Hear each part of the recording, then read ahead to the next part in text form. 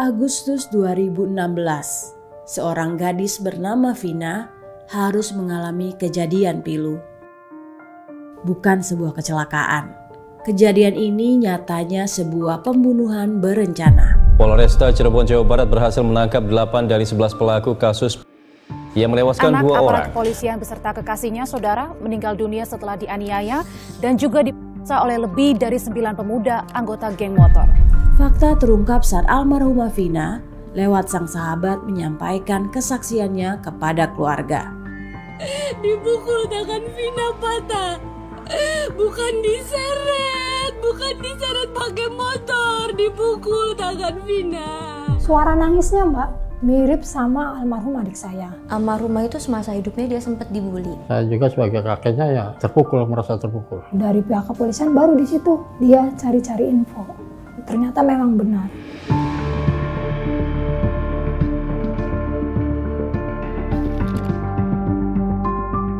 Ya kalau sifat karakternya sih memang anak tuh manja sih ya. Dari umur berapa tahun ya ditinggal sama mama kan, jadi dia lebih manja ke saya, ke nenek gitu. Kadang kalau minta habis mandi disisirin apa juga, mintanya disisirin. Manjanya sih yang paling kangen.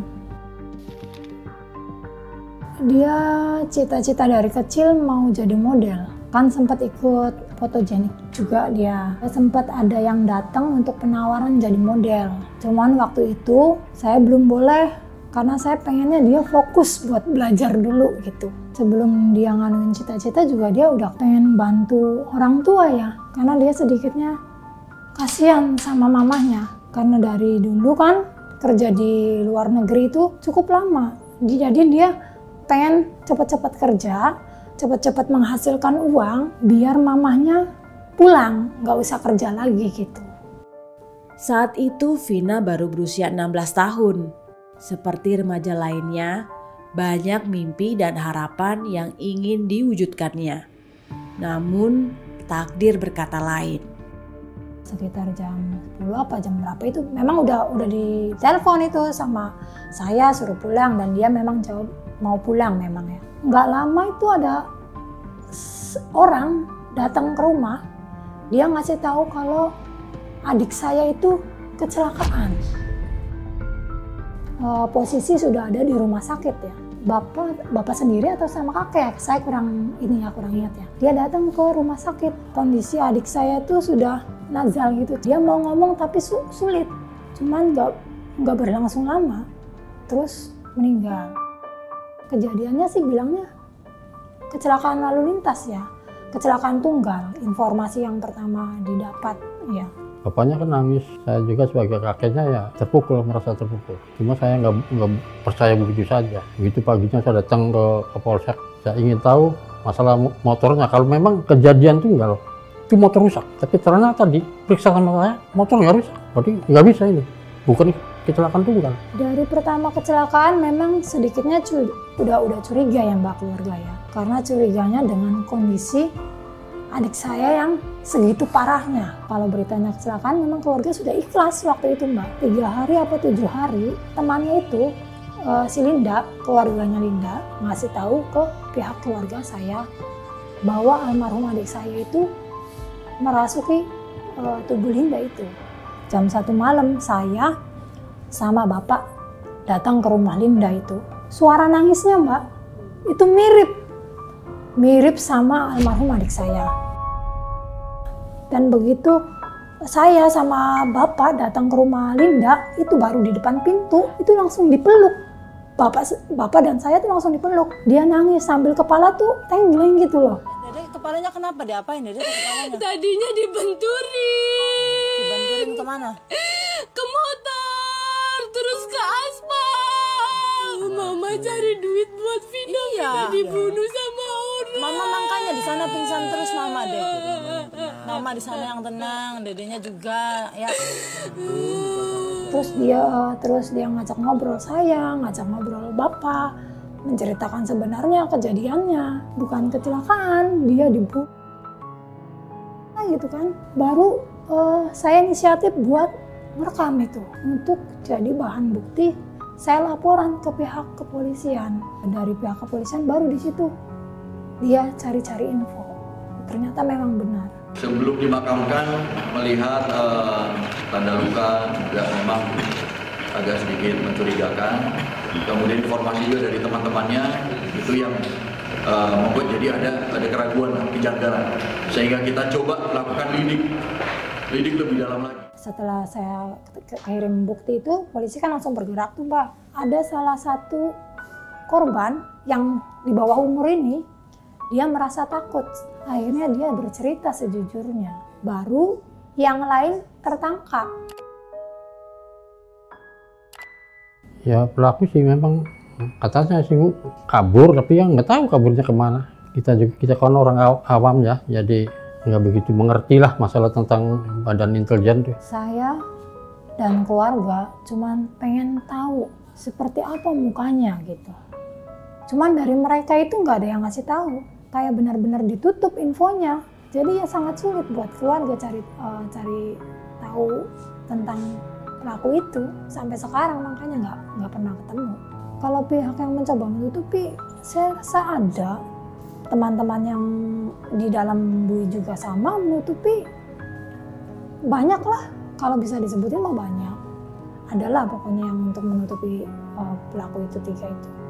Dia kan memang bilang bahwa ada salah satu anak yang orang penting, makanya sangat sulit buat keluarga mencari tahu itu. Sebenarnya lelah. Jadi ya udah lepas gitu, mencoba untuk mengikhlaskan semuanya. Namun kini keinginan Vina mungkin hanya satu. Tidak ada lagi Vina lain yang akan merasakan yang dialaminya.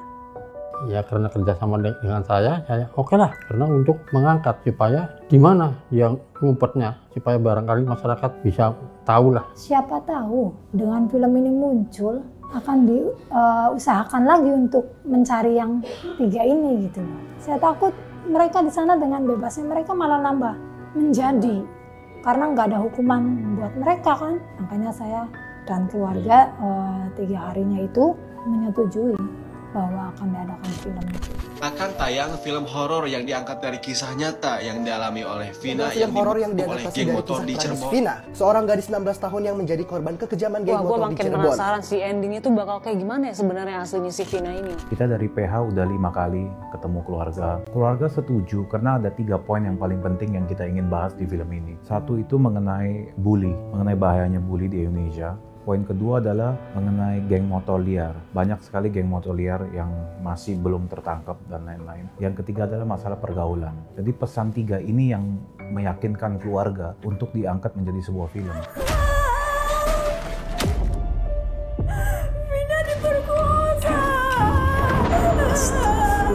Semua hasil diskusi dengan keluarga dan kumpulan media pada tahun 2016 kita cocokin, dan keluarga juga bilang ceritanya seperti ini gitu, dan kronologi ceritanya semua dari keluarganya. Yang lebih banyak membantu dari pihak keluarga adalah Ibu Maliana sebagai kakaknya, dan tim juga sutradara saya dan pemain saya. Kita juga ziarah ke makamnya Vina dan kita wawancara satu persatu keluarganya. Selalu diberitahu tentang poster, Mbak ini posternya seperti ini, Mbak cerita filmnya sedikitnya seperti ini, selalu diberitahu. Ya kenyataannya memang seperti itu ceritanya gitu. Dia dianiaya, adalah di cerita itu, dan memang sama. Prosesnya sih cukup panjang, kita juga persiapan lumayan lama juga. Awalnya juga aku sempet ragu sama diri aku sendiri buat meranin karakter ini karena cukup berat. Dan pasti banyak orang yang emang berekspektasi juga. Kita enggak bertemu dengan Linda yang asli ya, tetapi kita diceritakan oleh pihak keluarga mengenai karakter Linda juga. Jadi kita dapat potongan-potongan dari situ, lalu aku lebih banyak berdiskusi sama Pak Anggi dan Pak Bonti gimana mau dibawa kemana karakter Linda ini. Karakter Linda ini sangat amat mempunyai ikatan yang kuat dengan Vina. Jadi mungkin itu kenapa Linda dipilih untuk menjadi media. Aku ngelakuin lumayan banyak research, video yang viralnya juga aku tonton sampai berkali-kali. Sempet ziarah dan ketemu sama neneknya. Itu sih yang bikin aku lumayan bawa banyak bekal selama proses syuting. Itu karena aku ngobrol main lama sama neneknya almarhumah. Aku ceritain tentang apa yang aku rasain. Dan yang pastinya aku minta semoga syutingnya lancar dan minta dimudahin gitu. Dan kalau misalnya emang almarhumah ada ngerasa ada yang gak cocok atau ada yang gak suka, bisa kasih kita tanda, entah itu mungkin dari syutingnya dihambat atau gimana, tapi sama pas syuting lancar, jadi ya aman sih harusnya. Karena ini based on true story, jadi kita harus mau nggak mau tuh emang harus sesuai gitu. Kita nggak bisa mengada-ngada. Jadi banyak hal yang harus kita kulik. Jadi aku harus eskalasi karakter aku dari mungkin sebelum kehilangan, dari pertemanan awal itu aku pengen banget nyampain banyak hal, dan setelah kejadian pun aku juga ingin menyampaikan betapa amarahnya Linda sebenarnya. Maksudnya Linda juga merasakan ini tuh juga nggak adil gitu loh, apalagi itu yang terjadi oleh sahabatnya ya. Tantangan itu ya aku pas adegan itu sih, pas adegan kesurupan itu ya, dan saat kehilangan almarhumah itu berat banget bagi aku. Mungkin nggak bisa diutarain oleh kata-kata juga ya yang Linda rasakan waktu itu. Siapapun yang baca dan yang punya hati pastinya bakal ngerasa sedih sih. Walaupun aku udah tahu gimana, karena aku udah sempat dengar yang rekaman viralnya, tapi waktu aku baca keseluruhan lagi gimana mereka adegannya di naskah yang nanti bakal tayang juga di film ini, nangis sih pastinya. Dan awalnya tuh aku sempat kebingungan, sempat takut gimana cara aku deliver si rasa sakit itu supaya penonton bisa ikutan ngerasa apa yang dirasain sama almarhumah. Cuman pada saat proses syuting semakin aku mikir, aduh gimana caranya ya biar aku bisa dapetin rasa itu. Gimana waktu itu dia rasanya, itu malah nggak dapet. Aku cuma disuruh buat udah nggak apa-apa, take your time aja. Terus aku langsung diem dan aku nggak mikirin apa-apa. Tiba-tiba aku langsung nangis. Aku langsung nangis jadinya. Padahal itu belum action, akhirnya waktu pas aku nangis mereka baru oke langsung take. Yang aku bisa tangkap sih sebenarnya emang cara almarhumah sama aku berkoneksi itu bukan aku yang harus ngikutin atau aku harus ngebayangin kejadiannya. Tapi dia cuma pengen kamu ini aku, jadi aku harus ngerasain apa yang dia rasain tanpa aku mencoba. Dan dia ngasih rasa itu, aku tiba-tiba jadi sedih, jadi sakit banget, hati aku jadi sesek. Kisah Vina ada bukan untuk membuat kita menangisi kepergiannya, tetapi menjadi ajakan untuk bersama-sama mendoakan almarhumah Vina. Juga sebagai pengingat bahwa ada hal yang belum selesai dan keluarga masih terus mencari keadilan.